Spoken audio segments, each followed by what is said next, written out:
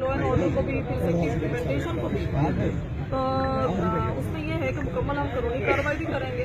तो उसके अलावा जिस तरह शहर मंडी बहादुर के लोग समझ रहे हैं कि देखें, क्योंकि जिस वक्त अल्लाह ने इज्जत दी है, कोई डिक्टेटर तो है नहीं, बाकायदा जमहूरी तरीके से शहर मंडी बहादुर के ये चेयरमैन बने हैं। तो अगर शहर के जो बल्दिया के चेयरमैन है, जो बंदा मतलब किसी के साथ बदतमीजी नहीं करता, 5 वक्त का नमाजी है, सुन्नत रसूल रखता है, अगर उसको इस तरीके से बदमाश आके मार जाए तो क्या मतलब कल हम लोग सब महफूज होंगे? तो इसमें ये है कि पक्का बंदोबस्त होना चाहिए।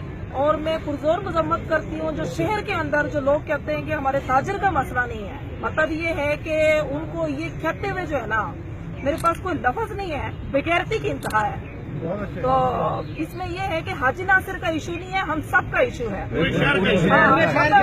मेरे वालिद के दौर में भी आपको याद होगा कि यही कुत्ते का बच्चा था जो शहर में आके बंदूक थमा था और शहर मंडी बहादुर ने हड़ताल की थी। तो इसी तरह अली अकबर के साथ बदतमीजी करके कोई